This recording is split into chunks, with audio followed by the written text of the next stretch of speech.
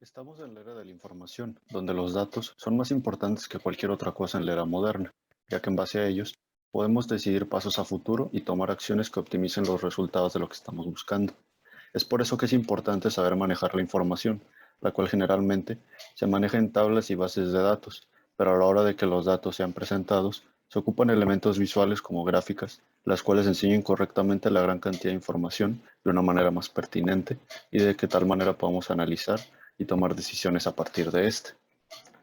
Un ejemplo de una gráfica serían las gráficas de barras o gráficas de columna, las cuales toman uno de los ejes para poner las diferentes categorías a los cuales se les quiere dar un valor, como por ejemplo pudieran ser meses o tipos de cualquier cosa. Luego después, en otro de los ejes, se toman cuál sería el valor asignado a cada una de esta categoría. Por ejemplo, en este caso, vemos cómo en el eje vertical se categorizan los diferentes meses y en el eje horizontal se le da cuántos visitantes hubo en cada uno de estos meses. Otro ejemplo de gráfica es la gráfica de línea, donde a diferencia de la gráfica de barra, donde tenemos las categorías asignadas fijamente en un eje y luego se le da los valores en otro, en este tenemos valores variando en cada uno de los ejes. Por ejemplo, se puede mostrar en el eje horizontal cómo va variando el tiempo por unidad y después vemos cómo al variar una unidad de tiempo en el eje vertical ha variado 2 unidades de cualquier valor que nosotros queramos graficar. Esto se puede ver más a detalle en algo como una serie de tiempo, en la cual vemos cómo los datos de milímetros van variando con el paso del tiempo, que en este caso serían los meses. Otro ejemplo de gráfica sería la gráfica circular, en la cual generalmente cuando tenemos el 100% de una información, queremos ver cómo ésta se divide en diferentes categorías. Por ejemplo, si entrevistamos a 100 personas, esta sería nuestro 100%, y después podemos dividir en la gráfica cuántas personas fueron satisfechas, insatisfechas o indiferente, dependiendo de sus respuestas, viendo que cada uno tiene cierto porcentaje de ese 100% en total que se entrevistó. El cartograma es una gráfica en la cual se utiliza un mapa como referencia y en este, a partir de colores o diferentes figuras que se muestran en los índices, podemos categorizar diferentes información o valores de diferentes temas.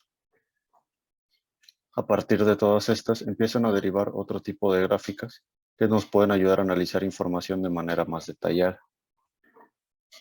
Ahora vamos a ver algunos ejercicios. En el ejercicio 1 se nos pregunta cuál es la fruta menos favorita de toda la escuela según la siguiente gráfica de barras. Para analizar esto, debemos darnos cuenta primero que nada que en el eje horizontal se están colocando las categorías que en este caso serían las diferentes frutas, como el melocotón, el plátano, la pera, entre otros. Después, en el eje vertical, se nos está mostrando la cantidad de alumnos que prefirió cada una de estas frutas, viendo que en el melocotón los prefirieron 30, en el plátano 40.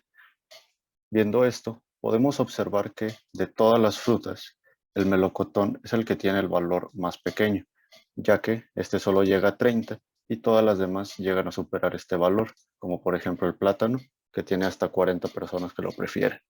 Debido a esto, podemos decir que el melocotón es la fruta menos preferida por los alumnos de esta escuela. En el ejercicio 2 se nos pregunta cuál es el almuerzo favorito en toda la escuela según la gráfica de círculo. Como bien dijimos, la gráfica muestra el 100% de las personas que fueron entrevistadas y después se muestra la división en porcentaje de ese 100% de cada uno cuál prefiere. Entonces, vemos que de ese 100%, el 10% prefieren hamburguesas, el 25% prefieren alitas de pollo, el 30% prefiere pizza y el 35% prefieren queso a la parrilla. Si observamos los porcentajes, numéricamente veremos que evidentemente el 35% es el más grande, por lo cual podemos definir que es el almuerzo favorito de todos los que se entrevistaron. Si observamos el círculo, también se ve que este toma mayor parte del área del círculo, por lo que visualmente también se puede denominar que este es el almuerzo que más prefiere la gente. Ahora, en el ejercicio 3 se nos pregunta qué mes es el más caluroso de todos según la gráfica de líneas. Como podemos observar, en esta gráfica tenemos un cambio a partir de otro, en la cual en el eje horizontal se nos muestran los meses y a partir de que estos van cambiando, se nos muestra cómo va subiendo o bajando la temperatura en el eje vertical. Como se nos está preguntando cuál es el mes más caluroso, veremos que en la gráfica la temperatura va subiendo hasta que llega a un punto donde muestra ser el punto máximo de la gráfica y después comienza a bajar de nuevo, por lo cual este punto sería el mes más caluroso de todo el año, que si analizamos se encuentra justamente situado sobre el mes de agosto, por lo que al avanzar hacia el mes de agosto se llega al punto máximo, el cual sería el punto más caluroso de todos.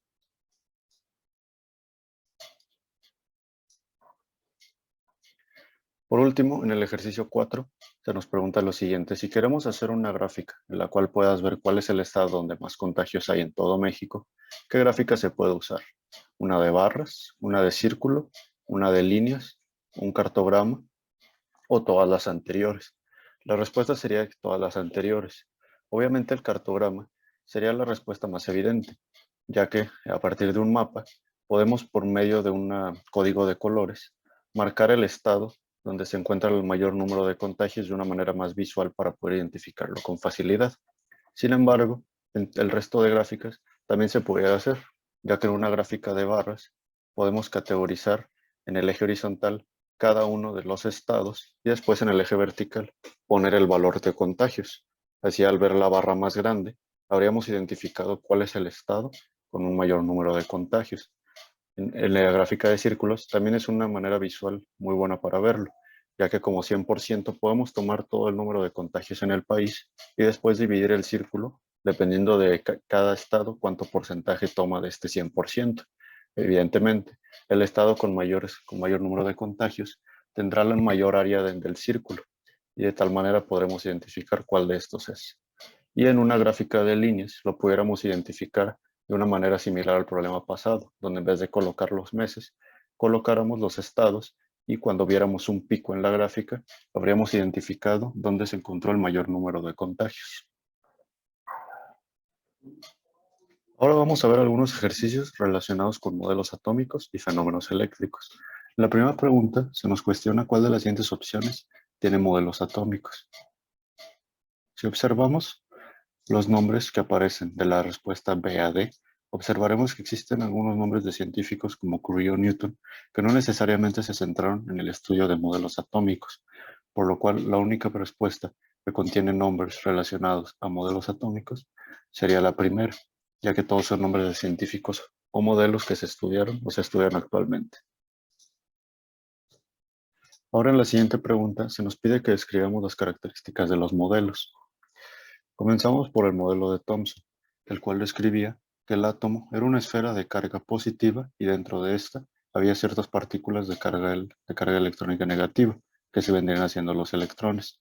Este modelo también se le conoció como el pudín de pasas, por la forma que este mostraba. Después de Thomson, se estudió el modelo de Rutherford, el cual descubrió que existía en el centro del átomo un núcleo, el cual tendría carga positiva, y donde se encontraría la mayor parte de su masa.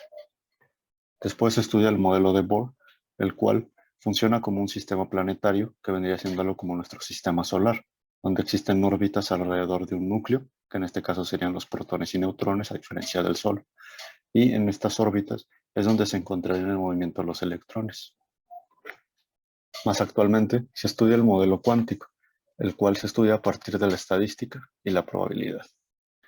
Ahora se nos pregunta qué diferencia hay entre los conductores y aisladores, que la respuesta sería la libertad de intercambiar sus electrones entre sus átomos.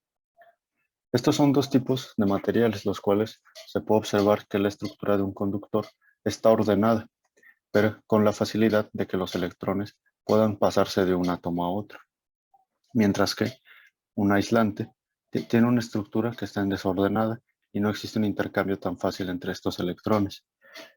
Este intercambio de electrones es lo que conocemos como la corriente eléctrica, ya que pueden pasar en un material libremente. Y como podemos observar, esto ocurre mucho más fácil en los materiales conductores que en los aisladores. Ahora se nos pregunta si la fuerza eléctrica funciona igual que una gravitatoria, lo cual podemos decir que es verdadero, ya que hay casos en la fuerza eléctrica cuando tenemos dos cargas de tipo opuestas como positivo y negativo. Estas provocan una fuerza de atracción en las que no tienen que estar necesariamente en contacto las partículas, lo cual es muy similar a lo que ocurre con la gravedad, que hace que los planetas se sientan atraídos al Sol y así puedan orbitar. Ahora se nos pregunta de qué depende la atracción y la repulsión entre los cuerpos cargados. Si recordamos las palabras del científico Faraday, dijo que a partir de una carga existía un campo eléctrico que se extiende por todo el espacio. Teniendo en mente esto, se necesita un campo eléctrico para que existan este tipo de fuerzas. Pero en sí, ¿qué es lo que crea un campo eléctrico? Principalmente necesitamos un objeto cargado que, dependiendo de su carga y la del segundo objeto, permite esta atracción y repulsión entre ellos, ya que si tenemos dos cargas de diferente tipo, ya sea positivo y negativo, estas se podrían atraer, mientras que si tenemos dos iguales, como positiva y positiva o negativa y negativa, estas tendrían una repulsión entre ellas.